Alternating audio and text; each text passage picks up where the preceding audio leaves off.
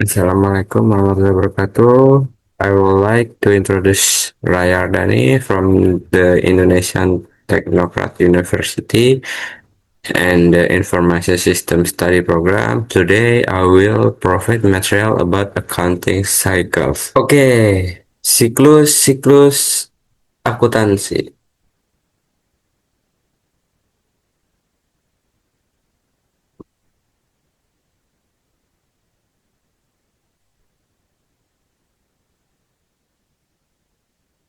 Identifikasi dan analis transaksi.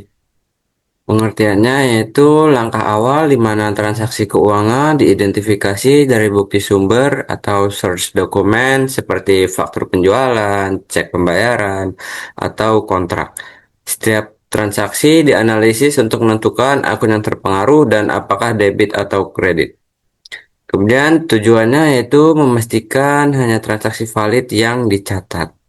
Contohnya seperti perusahaan membeli barang dagangan senilai 10 juta secara kredit, kemudian analisisnya yaitu aset yang dimana itu inventory naik, debit, kemudian liabilitas sama dengan utang dagang, kemudian naik, kemudian kredit. Kemudian dokumen itu faktur, nota, atau slip bank. Catatan hanya transaksi yang mempengaruhi persamaan akuntansi, yaitu aset sama dengan liabilitas ditambah dengan ekuitas yang dicatat. Kemudian ada pencatatan jurnal umum, pengertiannya yaitu transaksi dicatat secara kronologis dalam jurnal umum atau general jurnal menggunakan aturan debit kredit. Ini adalah buku hariannya akuntansi. Kemudian tujuannya yaitu mendokumentasikan transaksi secara detail sebelum diklasifikasikan. Kemudian format jurnalnya yaitu tanggal, akun debit, akun kredit, jumlah kredit, kemudian keterangan. Kemudian di sini setelah jurnal umum diposting ke buku besar atau posting to ledger. Ledger. Pengertiannya yaitu entry jurnal dipindahkan ke buku besar, general ledger, yang mengelompokkan transaksi berdasarkan akun, misalnya akun kas, inventory, atau juga pendapatan. Tujuan yaitu memberikan ringkasan per akun untuk analisis lebih lanjut. Kemudian proses tiap debit atau kredit dari jurnal diposting ke sisi debit atau kredit. Akun terkait di buku besar, akun T account digunakan untuk visualisasi bentuk T sama dengan kiri debit dan kanan kredit. Contohnya yaitu dari jurnal di atas, posting ke akun inventory yaitu debit tambah 10M dan akun utang dagang kredit tambah 10M. Kemudian hasil setiap akun menunjukkan saldo akhir yaitu debit dikurang kredit ataupun sebaliknya. Kemudian ada penyusunan raca saldo atau penyusunan raca saldo awal atau unadjusted trial balance. Pengertiannya yaitu daftar semua akun dari buku besar dengan saldo debit dan kreditnya. Total debit harus sama dengan total kredit untuk memverifikasi keseimbangannya. Tujuannya yaitu untuk mendeteksi kesalahan aritmatika atau posting salah sebelum penyesuaian.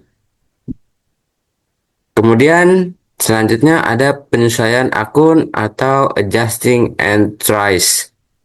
Pengertiannya yaitu catat transaksi yang belum tercatat atau perlu disesuaikan untuk prinsip akrual seperti pendapatan atau biaya yang tertunda atau dipercepat. Ini dilakukan di akhir periode. Kemudian tujuannya yaitu memastikan laporan mencerminkan posisi sebenarnya atau matching principle biaya dicocokkan dengan pendapatan periode terkait. Kemudian jenis penyesuaiannya akrual, pendapatan atau biaya yang sudah terjadi tapi belum dibayar atau diterima. Misalnya gaji karyawan akhir bulan. Kemudian ada deferral, pendapatan atau biaya yang dibayar atau diterima di muka, misalnya sewa dibayar di muka. Kemudian ada depresiasi atau alokasi biaya aset tetap. Kemudian penghapusan atau piutang tak tertagih. Kemudian ada penyusunan rata saldo penyesuaian atau adjusted trial balance. Pengertiannya yaitu mirip langkah yang nomor 4 tadi, tapi setelah penyesuaian digunakan sebagai dasar untuk laporan keuangan. Tujuannya yaitu untuk verifikasi keseimbangan setelah adjustment. Contohnya yaitu total debit atau kredit tetap seimbang, tapi akun beban atau pendapatan disesuaikan. Kemudian ada penyusunan laporan keuangan atau financial statement preparation. Pengertiannya yaitu dari neraca saldo penyesuaian, susun laporan utama. Kemudian ada laporan laba rugi sama dengan pendapatan dikurang beban sama dengan laba atau rugi. Kemudian ada neraca yaitu aset sama dengan liabilitas ditambah ekuitas dengan snapshot akhir periode. Kemudian ada laporan arus kas, yaitu aliran kas dari operasi, investasi, dan juga pendanaan. Selanjutnya ada laporan perubahan ekuitas, yaitu perubahan modal pemilik. Kemudian tujuannya memberikan informasi keuangan untuk stakeholder. Kemudian yang selanjutnya ada penutupan akun atau closing entries. Pengertiannya tutup akun sementara seperti pendapatan, beban, dan dividen ke akun ekuitas, laba ditahan atau summary income. Ini reset akun untuk periode baru.